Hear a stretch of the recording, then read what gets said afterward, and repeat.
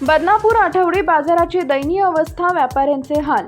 बदनापूर शहरातील आठवडी बाजाराची अवस्था अत्यंत बिकट झाली असून व्यापाऱ्यांना मोठ्या अडचणींचा सामना करावा लागतोय। बाजार कधी शहराच्या कडेला, कधी मार्केट कमिटीमध्ये, तर सध्या गल्लीबोळात भरवला जातोय। बसण्यासाठी जागा व मूलभूत सुविधा नसताना नगरपंचायत मात्र कर वसुलीवर भर देत असल्याचा आरोप व्यापाऱ्यांकडून केला जातोय। घाणीमध्ये बसून विक्री करावी लागत असून पावसाळ्यात नुकसान वाढतंय। बाजारासाठी कायमस्वरूपी जागा उपलब्ध नसणं ही खूप मुख्य समस्या असल्याचं समोर आलंय। नागरिक संदीप पवार यांनी बाजार कृषी उत्पन्न बाजार समितीत भरवण्याची मागणी केली आहे। दरम्यान नगरसेवक गोरक्षनाथ खैरे यांनी तात्पुरती व्यवस्था असल्याचं सांगितलं आहे। व्यापाऱ्यांनी नगरपंचायत विरोधात नाराजी व्यक्त केली आहे। टाइम्स ऑफ महाराष्ट्रसाठी बदनापूर जालना प्रतिनिधी सय्यद नजाकत यांचा रिपोर्ट।